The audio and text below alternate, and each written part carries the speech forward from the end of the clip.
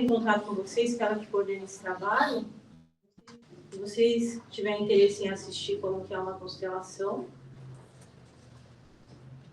Cadê, Paulo? Paulo vai atrasar tudo. Só um minutinho, eu esqueci.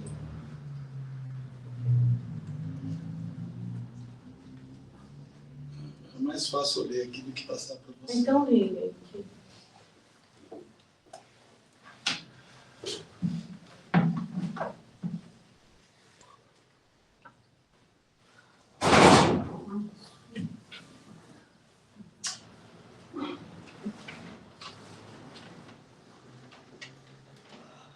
Bom, é a história em que Jesus está dentro de uma casa e há um amontoado de gente lá para ouvir, né? Isso está acontecendo na Galileia. Um amontoado de gente dentro da casa querendo ouvir as pregações de Jesus. E uma das pessoas que estavam do lado de fora entra afoito dentro do local e diz assim: Jesus, sua mãe e os seus irmãos estão lá fora e querem falar com você. E Jesus disse assim: quem é minha mãe e quem são os meus irmãos? Aí todo mundo olhou atônito, assim: poxa, que coisa, não reconhece a mãe, não reconhece os irmãos? E aí ele quebrou o silêncio dizendo: todo aquele que faz a vontade do Pai é minha mãe, é meu irmão. Então essa é a passagem que ela ia ler aqui, acabei esquecendo de mandar para ela. Muito bem. Que vontade do Pai é essa? Que a gente precisa fazer para ser reconhecido como irmão de Jesus. O que é ser irmão de Jesus? Não? São esses questionamentos que a gente precisa fazer. Por que ele não reconheceu a mãe e os irmãos? Ou usou apenas a mãe e os irmãos como exemplo? Ou como um gatilho para poder falar de algo maior? Falar da importância de nós entendermos que todos nós somos uma família universal, né? Para falar da maneira como nós temos que olhar para o próximo, de uma forma fraterna. A palavra fraterna vem de frater, que traduzido do grego quer dizer irmãos. Olha só que curioso. Então a fraternidade é nós nos tratarmos como irmãos, é nós nos olharmos como irmãos. Então todo aquele que faz a vontade do Pai é minha mãe e meu irmão. Para ser irmão de Jesus tem, portanto, que fazer a vontade do Pai. Para estar irmanado com Jesus, vamos dizer assim, tem que fazer a vontade do Pai. E qual é a vontade do Pai? Essa é a pergunta de milhões de dólares. Qual a vontade do Pai que a gente precisa fazer? O que Deus espera de cada ser humano?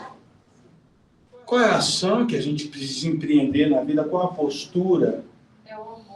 Olha só, não preciso dizer mais nada. Então tudo, gente, todo o ensinamento de Jesus, tudo que Ele quer nos trazer, a solução para todas as questões, todos os problemas, todo o ensinamento de Jesus gira em torno disso, de afirmar o poder transformador do amor. O amor como solução para tudo. Todos os problemas que trouxeram para Jesus, Ele resolveu na hora. O amor. Jogaram lá uma adúltera nos pés dele, tá bom. Está sem pecado? Atira você a primeira pedra. Quem tiver sem pecado, atire uma pedra nela. E olhar para o outro sem julgamento, né? Então, olhar para o outro. Aliás, ele dizia: não julgueis para não serem julgados. Porque quando a gente julga, a gente está julgando o quê? De acordo com o quê? Com os nossos padrões internos, com a nossa visão de mundo, com a maneira como a gente escolheu achar o que é certo, o que é errado. Gente, isso é de uma infantilidade. Isso denota realmente de almas infantis, que é o jardim da infância, algo primitivo. Você querer partir sempre de pressupostos como esse, de certo e errado.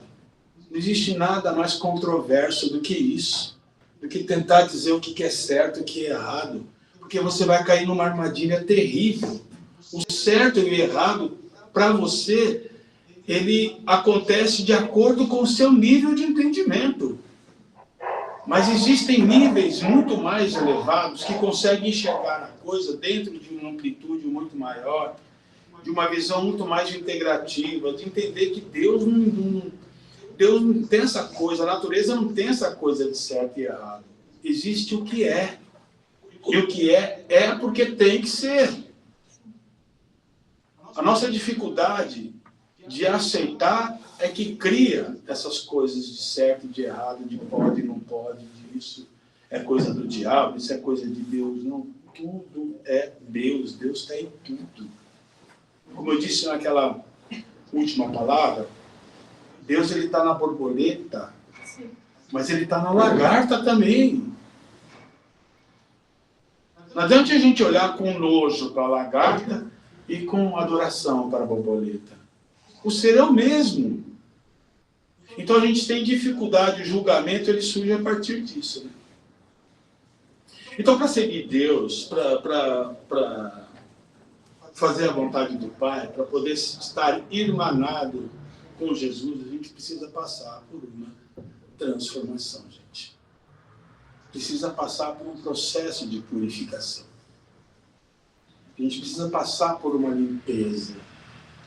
Limpeza emocional, limpeza de conceitos, de valores, de crenças, de padrões que a gente adotou a vida inteira. Então, enquanto a gente não se renovar, não trazer o novo, né, a gente vai continuar reproduzindo as mesmas ações, o mesmo comportamento, a mesma atitude, a mesma postura, e vivendo, né, a mesma realidade que a gente constrói a partir desses princípios que são nossos. Então precisa sim de um processo de limpeza, de transformação e de mudança. É isso que ele veio propor. Isso me faz lembrar um dos trabalhos de Hércules. Quando ele foi Euristeu, né, que estava incumbido de dar a Hércules os trabalhos de Sorabá até o reino de Alges. O rei Alges, ele tem um estábulo enorme, que há mais de 30 anos não é limpo. Então imagine um estábulo com mais de 1000 vacas lá, de 1000 bois lá, cheio de fezes. E o trabalho de Hércules era limpar esse estábulo em um dia. Então o Euristeu ele provocava, ele queria dar trabalhos impossíveis para Hércules. Aí Hércules falou, poxa vida. Aí ele chegou no reino e ele viu aquilo, né? Aquele estábulo de quilômetros, de fezes, de décadas ali que ninguém cuidava, de um rebanho gigantesco que alimentava o reino inteiro. Ele falou, como é que eu vou limpar isso? Se ele pegasse com uma pá, cocô ali, e fosse levar para outro lugar, como é que era isso? Demorava um século. O que ele fez? Tinha um rio que passava próximo ali.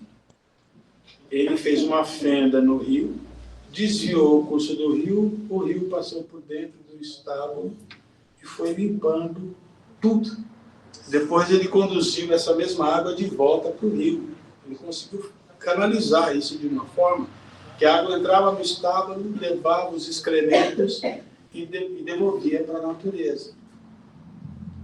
E em menos de um dia estava tudo limpo. Os trabalhos de Hércules, esses mitos, eles também têm um significado oculto. Tudo isso é representação do ser humano, daquilo que a gente precisa fazer. Às vezes a nossa vida, ela vai exigir essa mudança. Imagina o ser humano como esse rio. Esse rio, às vezes, ele precisa fluir para um outro lado. Ele precisa de uma mudança. Ele precisa, para a gente purificar o nosso ser, de tudo aquilo que está engavetado, mal resolvido, de tudo aquilo que está carregado de significado dentro da gente, de importância, as coisas com as quais nós estamos agarrados, as coisas que a gente não consegue se desvencilhar, as coisas estão cheias de importância dentro da gente, as coisas que são decisivas no nosso comportamento, nas nossas respostas emocionais, todas essas coisas que estão vivas dentro da gente, elas precisam ser purificadas. Então isso vai exigir o quê? Uma mudança. A gente vai ter que mudar o curso da nossa vida. Não adianta só pedir, gente. Viver em oração, implorando, não. Ação. Você vai precisar de seguir por um outro caminho. Você vai ter que desviar o fluxo do teu pensamento, do teu comportamento. Um novo ser nós vamos ter que criar aí para que esse velho eu seja destruído, seja dissolvido, seja limpo, seja conduzido de volta para a natureza. Esse é o processo de renovação. A natureza inteira passa por um processo de renovação. O ser humano é que tem essa coisa, sabe, de criar dificuldades para o seu processo de transformação. As cobras, para elas crescerem, elas precisam trocar a pele. Quando você vê uma cobra trocando a pele, é porque ela está no processo de crescimento. Porque aquela pele não serve mais para ajustar aquele ser. Ela precisa de uma outra pele. Os pássaros precisam trocar as penas. Né? A lagarta, ela precisa deixar de ser lagarta um dia. Não adianta ela resistir. A ave precisa quebrar a casca daquele mundo pequeno que ela vive para conhecer um mundo maior. Ela não vai poder ficar vivendo a vida inteira naquele... Só o ser humano que não. O ser humano, ele é renitente. Ele é conservador por natureza. Ele quer continuar acreditando nas mesmas coisas, pensando da mesma forma, se comportando do mesmo jeito, e dizendo, batendo no peito e dizendo, não, comigo é assim, eu penso assim. A grande coisa que você pensa, o que você acha. Você não tem que se orgulhar disso. Você tem que... Sócrates dizia uma coisa que é fundamental, que sábio é aquele que sabe que não sabe nada. Porque quando você sabe que não sabe nada, você está receptivo a um novo aprendizado, a novas visões de mundo, a conhecer algo novo, a processos de mudança. Agora, quando você acha que você sabe tudo, você está refratário. Você está preso dentro do mesmo contexto, do mesmo padrão. E ideias que não se renovam na mente vão provocar envelhecimento, doença. Isso é natural. Para se rejuvenescer, até no aspecto físico, você tem que se rejuvenescer emocionalmente, no aspecto psíquico. Eu tenho 70 anos, gente. Olha só a minha carinha.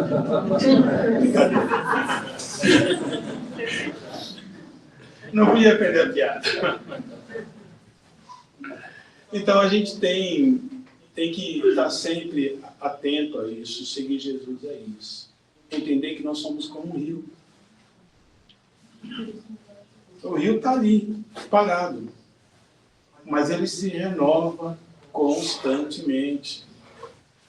Ele não briga com a natureza. A natureza coloca uma pedra no caminho do rio, ele contorna a pedra e segue. Coloca uma barreira, ele cria forças, cria intensidade, densidade, e ultrapassa aquilo ali. Para a gente é a mesma coisa, a gente vai ter obstáculo, a gente vai ter barreira, a gente vai ter dificuldade, mas nós temos que seguir sem brigar. Entender que os desafios são comuns, os obstáculos são comuns. Eu estou passando por grandes dificuldades e grandes obstáculos da minha vida. Mas adianta se desesperar? Adianta perder a esperança? Não. Tem que ver o que a vida quer. Então eu vou. Não vou deixar a vida me levar, igual diz o Zeca Pagodinho. É para cá que eu vou. É para lá, eu vou. Não vou brigar com a vida. Fechou uma porta aqui, vou ficar aqui até abrir uma outra. Vou ver para onde ela me conduz. E assim vou, porque o caminho de todo mundo é o mesmo. É esse oceano. o oceano da nossa transcendência, da nossa realização, do reino de Deus, de algo maior, algo que está muito além dessa vida, sabe, da qual nós entendemos como a nossa realidade. Isso não é a realidade. A realidade está muito além disso. A realidade está muito além das contas que você tem que pagar, das dificuldades que você tem que superar, das pessoas com as quais você tem que se entender. A realidade está muito além disso. Conhecer a realidade é conhecer o seu ser real. O que você é na realidade. E o que você é muito além daquilo que você pensa ser, porque essa fonte desse rio, ela é inesgotável. Assim como a fonte da vida em nós ela é inesgotável. A gente vai estar sempre fluindo. A vida vai estar sempre fluindo na gente, como algo inesgotável. Então a gente tem que passar a aceitar as mudanças, as renovações. E promover em nós as mudanças.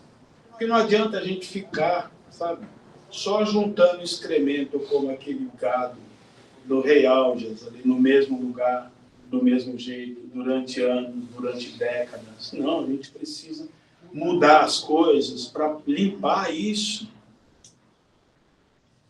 E a responsabilidade por isso é nossa, não é de ninguém.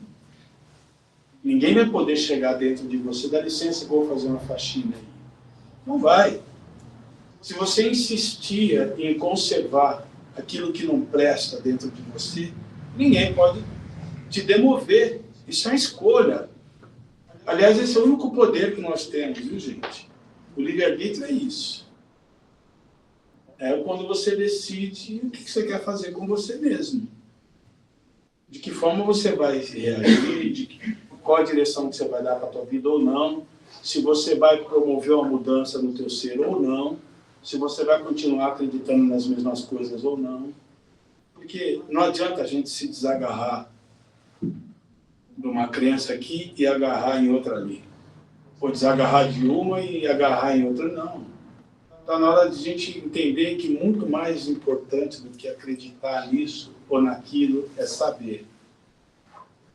E o saber a gente conquista através de um processo de silêncio, de meditação, de contemplação, de observação. É mais no sentir. Você começa a sentir as coisas.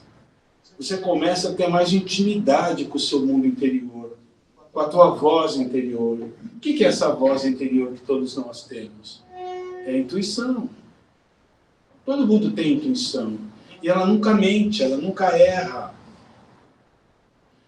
Ela nunca nos conduz ao erro. Ela sempre nos diz qual é a melhor decisão, qual é a melhor forma de reagir, de comportar, qual é a saída. Ela está sempre falando. O problema é que a gente não tem intimidade com ela. A gente fica procurando respostas fora, no mundo, no discurso de um, de outro, na orientação de um, de outro. E não ouve a própria alma. Não ouve essa voz interior. Então, todas as soluções estão dentro da gente. Por mais que a gente busque o conhecimento, que a gente leia livros, que a gente assista vídeos, que a gente assista palestras, que a gente... Não adianta. Tudo isso é conteúdo. Você vai precisar fazer esse bom combate. Olhar para você e não fugir de si mesmo. O grande problema é esse. A gente cria mecanismos de fuga de si mesmo. O tempo todo.